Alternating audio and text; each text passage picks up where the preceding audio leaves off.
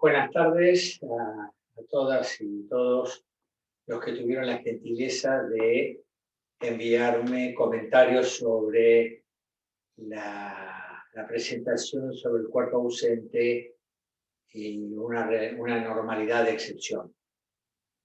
Poco tarde estas devoluciones, toda vez que algunos problemas de salud, afortunadamente no COVID, ni tampoco graves, pero me han obligado a un poco de reposo y a un poco de estudios médicos que a los estados de ánimo ya difíciles de la pandemia no me han permitido volver a ponerme con mis tareas. Entonces, si no es tarde y lo podéis escuchar todavía, genial.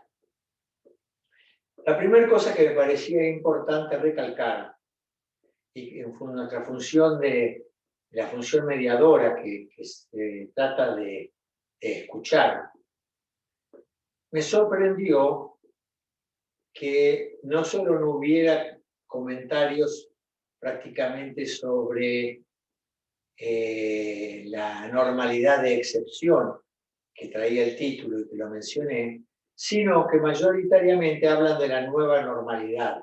Es decir, hay un mensaje implícito que si esta es la nueva normalidad, es la normalidad para quedarse. No es una normalidad temporal mientras que está el COVID y que no vamos a volver nunca a lo anterior porque las experiencias es así, pero volveremos al anterior con modificaciones. Pero no será esta, a mi entender, ni es lo que deseo, que sea la normalidad, porque de la misma manera que queremos ir a un bar y tomarnos unas cañas, unas cervezas con amigos y encontrarnos con familiares y abrazarnos, que tiene que ver con la normalidad anterior, la presencia del cuerpo en el encuentro de mediación, al menos para mí, es una necesidad. Es una necesidad de poder estar con el otro ser humano, íntegro, completo, con su propia incompletud, por supuesto, lo digo con su totalidad, para usar la palabra más correcta. Entonces, la primera cosa que me sorprendió es que no hubiera producido alguna reacción el título, que lo puse con ese especial interés. Pero bueno, en mi devolución, mis comentarios al respecto del tema. Segundo, pareciera que me he manifestado de una forma en la cual estoy en contra de la mediación online. Quiero decir que una cosa es, nuevamente, si consideramos que la situación de pandemia es la normalidad y será la normalidad, pues entonces la normalidad será la mediación online. No estoy en contra de la mediación online. Es más, yo hace más de 10 años, y no quiero sacar la cuenta, pero tal vez son también más que eso, que en la formación, como era gente de toda España, hacíamos online y hacíamos roleplays online. Y enseñé a hacer roleplays online y entonces a tener imágenes como esta con todo el cuerpo, a compensar lo que faltaba en la ausencia de los otros presentes, pero lo he enseñado y se ha practicado porque es efectivamente muy útil cuando la gente se encuentra a distancias en que resulta muy dificultoso los encuentros. Es más, muchas veces no podíamos hacer mediaciones porque alguien estaba en un país y otro en otro. Nosotros, desde AIEF, en el primer programa que yo utilicé para poder hacer esto online, lo tuve que contratar a gente que desarrollaba software porque no existía Moodle, no existía obviamente Zoom, ni nada por el estilo, así que contraté que me armaran un programa para poder hacer esto. Por eso les quiero decir que hace un montón de años. Entonces, no estoy en contra de la mediación online cuando no se puede hacer la presencial, no por comodidad, porque quedarse en la casa cada uno y hacerla en la casa cada uno implica también un menor nivel de compromiso. Venir a un lugar, trasladarse, estar con el otro, verle físicamente, es parte del proceso de cómo yo entiendo la mediación. También entiendo que para muchos y muchas, la mediación es procurar acuerdos.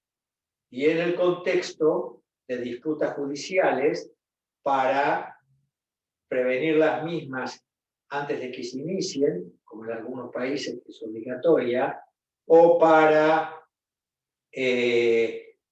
tener un encuentro de información obligatoria sobre la mediación.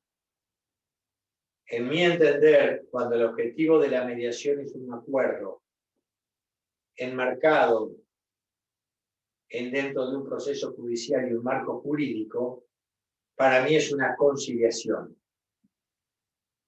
La diferencia entre mediación y conciliación la he desarrollado largamente en el libro que pueden encontrar en la web de mediemos.org, el segundo libro del año 2009. Entonces, para una conciliación, que lo que buscamos es un acuerdo en términos jurídicos y sobre todo en general de carácter económico, no abro comentarios porque no es a lo que yo me estoy refiriendo. Ahí no trabajo en ese campo. Prefiero trabajar en el campo en el cual la mediación o la función mediadora es habilitar un espacio para la palabra y un espacio para la escucha. Porque nadie habla para no ser escuchado.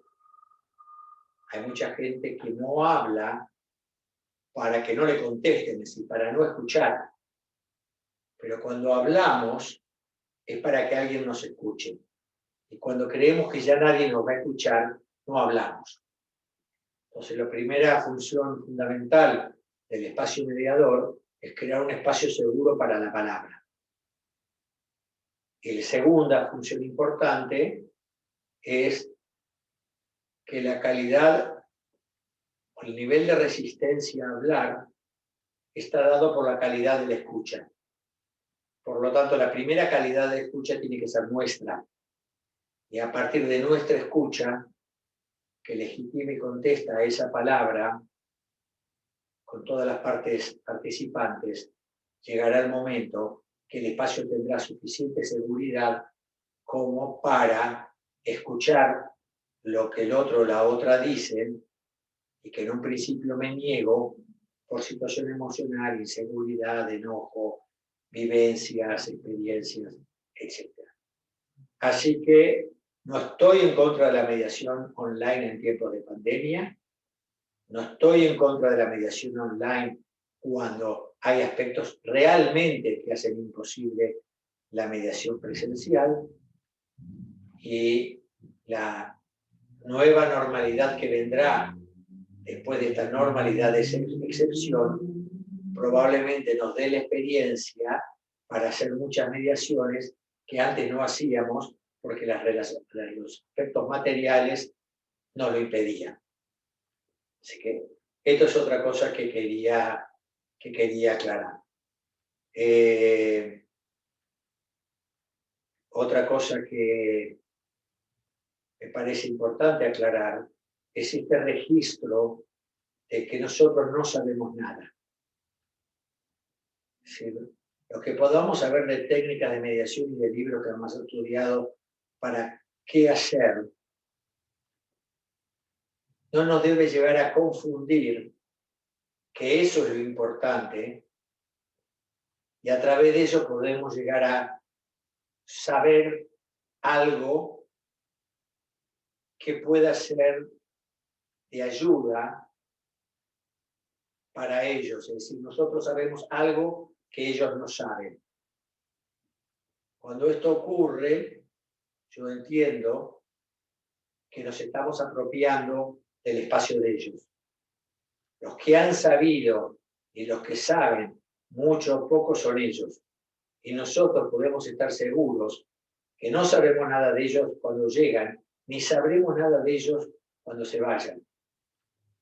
Porque la realidad es que cada uno de nosotros sabe lo que sabe que hay cosas que no sabe, y a veces sabe que hay cosas que no sabe y que no sabrá de uno mismo. Por lo tanto, lo mismo ocurre con las personas que se sientan a trabajar con nosotros.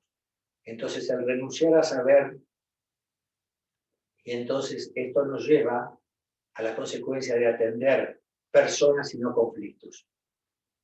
Yo la teoría de conflictos la eliminé de la formación en el año 94, creo, 95, porque me di cuenta que desviaba la escucha. La escucha era tratar de definir qué tipo de conflicto era para saber qué técnicas aplicar.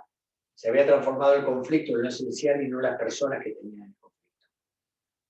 Entonces, ya hace muchos años que creo que lo importante son los seres humanos hablantes, únicos e insustituibles, que se sientan con nosotros, que también somos únicos e insustituibles, para tratar de, a través de la palabra y de la escucha, volver a recuperar niveles de diálogos que les permitan apropiarse del conflicto y tomar decisiones las que quieran, decisiones informadas. Finalmente, me hace el comentario uno de los participantes, un colega, sobre por qué introduje el concepto de neoliberalismo en mi exposición. Si se entendió que lo hacía como un punto de vista partidario o partidista, me he expresado mal. Yo creo que la política hace al tejido social lo que mediación hace en las redes individuales. Es decir, la política es el uso de la palabra y de la escucha para la gestión de conflictos. Cuando la palabra desaparece en la política, aparece la imposición, y ya esta puede ser por cualquier medio. Entonces, una de las variables culturales que son necesarias para la mediación es tiempo. Ya lo he explicado en otros vídeos y escritos, inclusive está mencionado en el del año 93. El tiempo es una variable absolutamente importante. Los procesos humanos requieren tiempo. El modelo cultural neoliberal, instaurado a fines del siglo XX y principios del XXI, tiene como modelo cultural la eficacia, la eficiencia y que todo sea rápido. Yo que tengo 73 años, me acuerdo cuando darnos tiempos era importante, darnos tiempo estudiando, darnos tiempo para comprender las cosas, filosofía, cuando teníamos filosofía, lógica, en el colegio secundario, era darnos tiempo, aprender a darnos tiempo para que las cosas fluyan. Hoy hay poco de eso, y eso no es bueno para la mediación. Desde ahí digo que este modelo neoliberal, con una estructura cultural, como la fue el comunismo, como la fue el Renacimiento, como la fue el Romanticismo, es decir, cada momento tiene una variante cultural, se impregna en la cultura, y en este tiempo, lo que para nosotros y la función mediadora no es bueno, y es un tema que hay que generar, porque la gente viene con las variables culturales actuales, que tiene que ver con dar tiempo, que se den tiempo y que no haya apuro. Ustedes ya vieron que muchas leyes establecen un número máximo de encuentros, porque la gente si no se tira mucho tiempo. Yo creo que el que evalúa si el tiempo está siendo útil o no son los participantes y la persona mediadora. Entonces, yo tuve una de las primeras mediaciones que tuvimos en España, allá por los años 90 y algo, 4, 5, 6, tuvo 23 encuentros. O sea, yo un tema familiar y trabajaron cosas bellísimas, bellísimas. Y me los encontré en un semáforo a él muchos años después y le pregunté cómo estaba. Y me dijo que estaba muy feliz, que todo lo que habían trabajado en esa mediación la había permitido para seguir disfrutando de ser padres todos los años posteriores. Así que esto es en respuesta al tema del neoliberalismo que mencioné, y si no fui claro, quería referirme a la cultura neoliberal que se impone en Occidente a partir del fin del siglo pasado y principios de este siglo. ¿Tá? No hago ninguna connotación en cuanto a medios de producción, en cuanto a distribución de riqueza, en cuanto a nada de ese tipo de cosas que no tienen que ver con nosotros.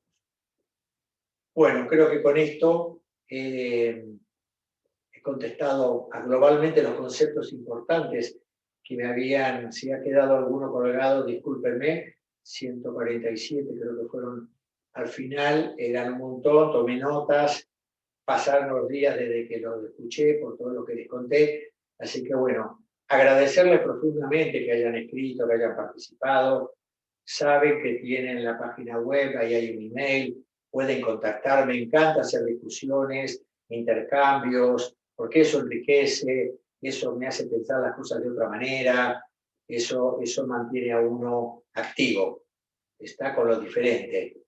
Y eso después, en mi propio análisis, en mi propia supervisión, lo transformo también en encuentros conmigo mismo, que son siempre interesantes, a veces cuestan, a veces duelen un poco, pero siempre me ayudan a vivir mejor.